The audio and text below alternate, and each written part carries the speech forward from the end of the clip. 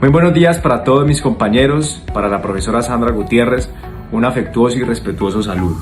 El día de hoy vamos a resolver, a analizar y a conceptualizar algunos de los casos que nos han correspondido sobre el taller número 1 de nuestra materia de obligaciones.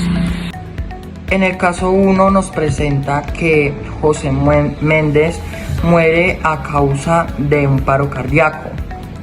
De allí su esposa y su hijo de 12 años presentan una solicitud ante el Fondo de Pensiones de Santander para reconocimiento de la pensión de sobrevivientes. Aquí nos vemos ante un hecho jurídico porque la muerte de José Méndez no fue intencional ni causada por terceros. Después de esto, la esposa de José Méndez tiene que ir y radicar sus documentos en el Fondo de Pensiones de Santander y allí ejecutan el procedimiento y sus filtros necesarios para saber si la esposa de José Méndez y su hijo son beneficiarios o no de dicha pensión. Uno de aquellos que a mí me corresponde resolver, explicar y analizar es el siguiente. Lo leeré y posterior a ello iremos conceptualizando, analizando y resolviendo el siguiente. El día 4 de agosto del 2009, Patricia y Carmen suscribieron un documento privado ante notario. A través de él se comprometieron a celebrar el día 11 de agosto del 2009 a las 3 de la tarde en la Notaría 15 de Medellín un contrato de compraventa sobre un bien inmueble debidamente identificado de propiedad de Patricia. Efectivamente, el día 11 de agosto del año 2009, a la hora y en la notaría acordada, Patricia y Carmen otorgaron la escritura pública de compraventa del bien inmueble. El día 26 de agosto del mismo año se realizó la inscripción de la escritura pública de compraventa en el respectivo folio de matrícula inmobiliaria. Una de las preguntas que nos hacen es la siguiente: ¿qué tipo de prestaciones surgen de la obligación que Patricia y Carmen contrajeron el día 4 de agosto? Primero que todo debemos de diferenciar por las fechas. La fecha que se nos propone aquí es la del 4 de agosto, donde asumieron un compromiso mediante un documento privado ante notario. Este documento lo que hace es materializar la obligación principal, que es la de dar, es la de el contrato de compraventa sobre un bien inmueble específico que es de propiedad de Patricia. Ante este caso se nos proponen entonces algunas preguntas. La primera, nos dice: ¿qué tipo de prestaciones surgen de las obligaciones que Patricia y Carmen contrajeron el día 4 de agosto? Bueno, recordemos, rebobinando un poco lo que fue nuestro caso. Ese día, el 4 de agosto del 2009, Patricia y Carmen asumieron un compromiso mediante un documento privado, es decir, independientemente de qué tipo de documento sea, se estableció un documento ante notario. Ese documento que materializó una obligación principal. Ya está la obligación principal de que entre ellas dos hay un negocio jurídico y se debe de cumplir. ¿Y cuál es la importancia de que todos estos documentos y nuestros negocios jurídicos, como el de Carmen y el de Patricia, de una transacción de un bien inmueble de una a la otra, cuál es la importancia de suscribirlo ante notario? Que esto tenga una validez jurídica, porque los notarios, la notaría son los guardianes de la fe pública. Entonces, ¿qué pasa? Al elevar estos documentos, estos negocios a la calidad de escrituras públicas, ya tienen, como lo decía anteriormente, un respaldo por parte de la ley, y lo que hace es salvaguardar esas voluntades, esos acuerdos de voluntades, esos negocios que nosotros como personas naturales, o incluso también personas naturales con personas jurídicas pueden suscribir, entonces, o pueden acordar. La importancia de llevarlo ante notarios es que tienen ya un respaldo por parte de la ley. Ante esto, entonces, no puede darse un incumplimiento, porque en caso de ello, entonces, ya podemos proceder también al incumplimiento de ese contrato amparado por la ley. Al haberlo llevado ante notario, entonces también podemos proceder mediante el respaldo de la ley para hacer cumplir esa obligación.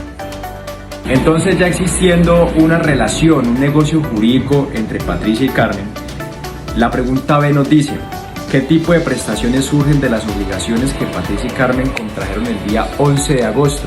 El 11 de agosto, ¿qué sucede en esa relación jurídica, en ese negocio jurídico entre ambas? Ya habiendo ido ante el notario, haber suscrito un documento privado que estableció esa obligación principal de dar. Entonces, surge la prestación positiva de dar. ese día 11 de agosto. ¿Por qué? Porque mediante la elevación de dicho contrato de compra-venta a la calidad, a la ostentación de escritura pública, entonces ya este negocio jurídico, este contrato de compra-venta tiene un respaldo legal, tiene una validez jurídica, ya la ley entra a ampararlo. ¿Y qué significa esto?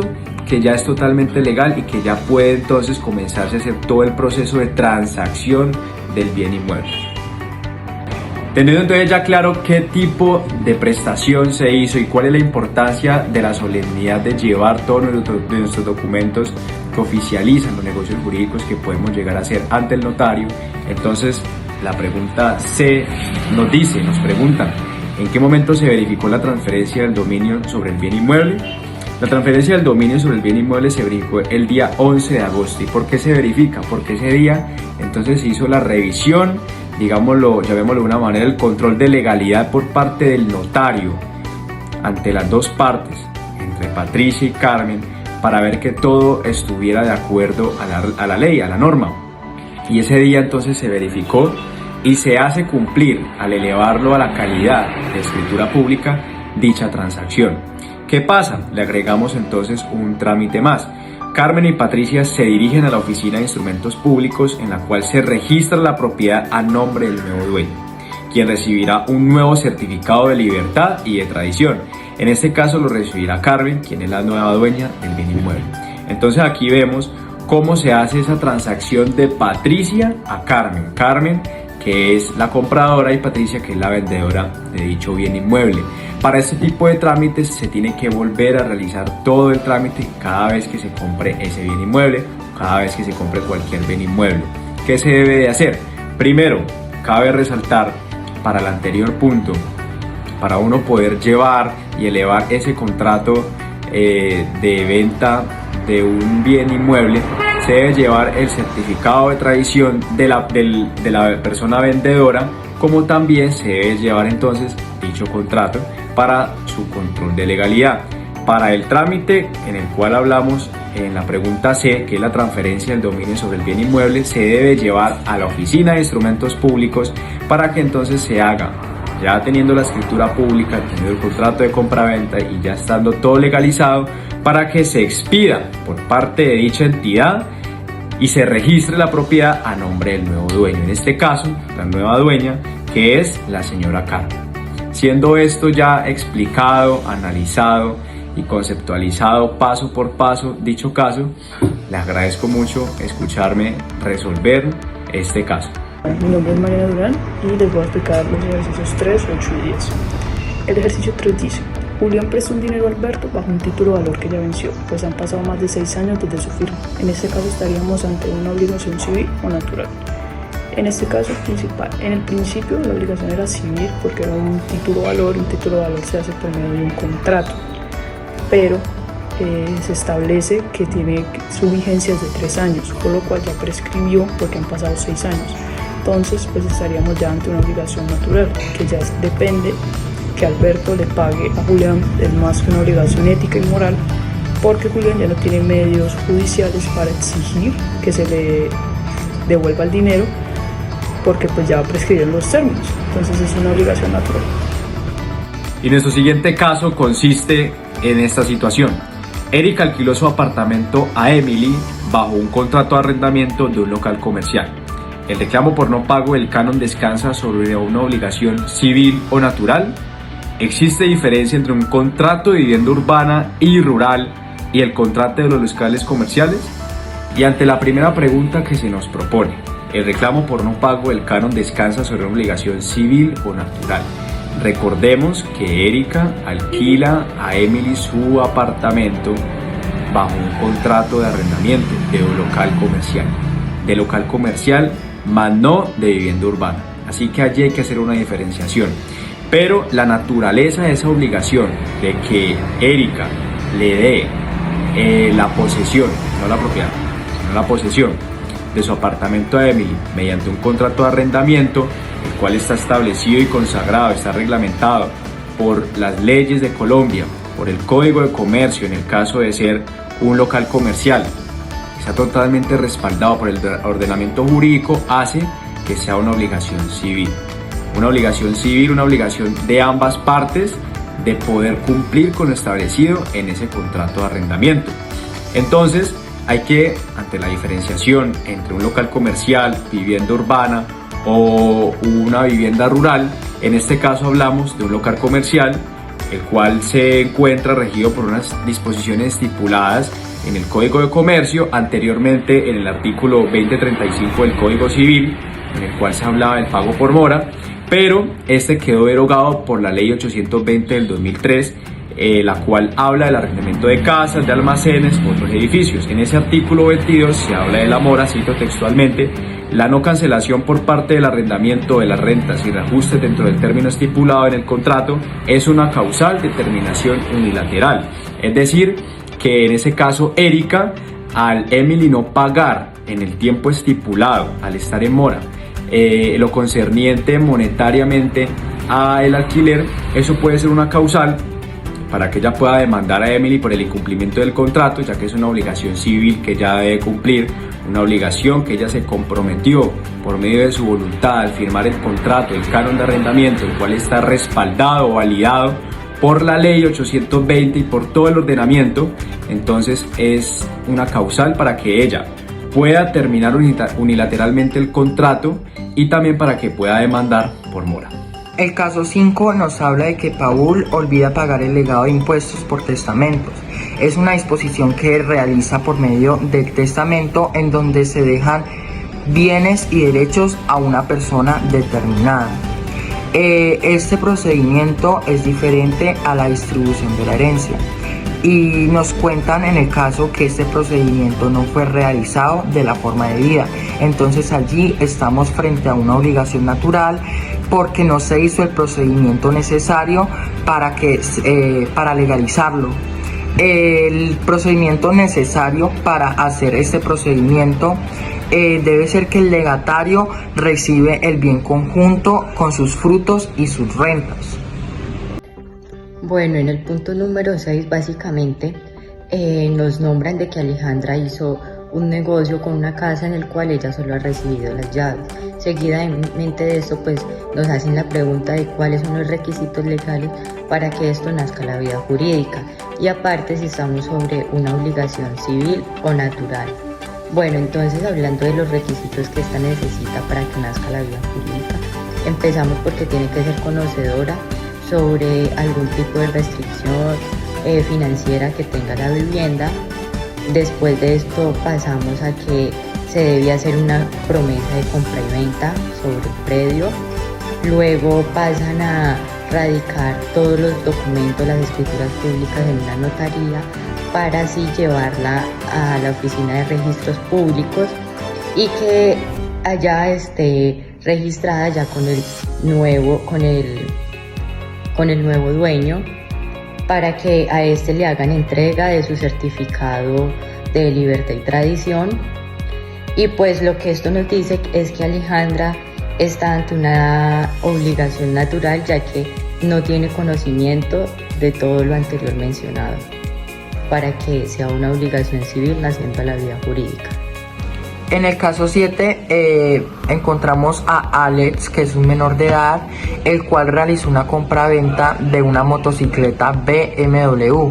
Allí podemos darnos cuenta de que estamos frente a una obligación natural, porque Alex, por ser menor de edad, no tiene la capacidad jurídica para realizar la compra-venta de un bien mueble. En caso de que la compraventa, este procedimiento fuera realizado por sus tutores, en este caso sus padres o la persona que está a cargo de Alex jurídicamente, nos veríamos frente a un negocio jurídico y una obligación civil. Ahora seguimos con el ejercicio número 8. Dice: Donald tiene una deuda de juego. Estamos ante una obligación civil o natural. Donald tiene una obligación natural porque si la deuda de juego no estaba sujeta jurídicamente a un contrato o título o valor como un pagaré, se verifica el artículo 1527 del Código Civil, donde nos estipula las obligaciones civiles y las naturales, por lo cual el mismo artículo nos da ciertos ejemplos donde cuáles son las civiles y cuáles son las naturales, y una deuda de juego es totalmente natural. O sea que ya depende del deudor pagarle al acreedor y es más como una responsabilidad moral que una responsabilidad jurídica porque no hay medios jurídicos para exigirle el cumplimiento de esta obligación. Caso 9. Luisito Muñoz obliga a entregar a Jesse Uribe una canción que sea una contestación de una canción que él hizo en el año 2002, que se llama Mi Más Grande Locura. Se solicita que tenga la misma entonación y la misma melodía. ¿Estamos ante una obligación personalísima? Y en esta situación, efectivamente, estamos ante una obligación personalísima de hacer. ¿Por qué hacer? Porque Luisito Muñoz contrae una obligación con Jesse Uribe. Con Jesse Uribe que él solamente puede cumplir y no puede ser desarrollada por otras personas. Es decir, es una obligación positiva de hacer.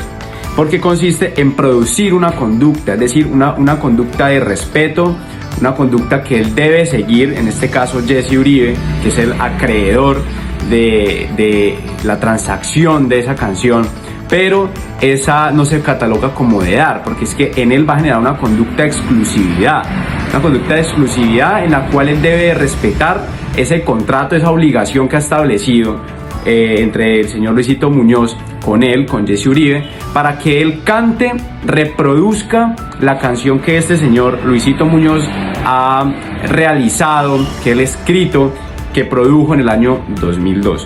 ¿Y por qué? Porque consiste en producir una conducta que solamente puede hacer el deudor, que en este caso es el señor Luisito Muñoz, porque le debe la canción, le debe la transacción de la misma al señor Jesse Uribe.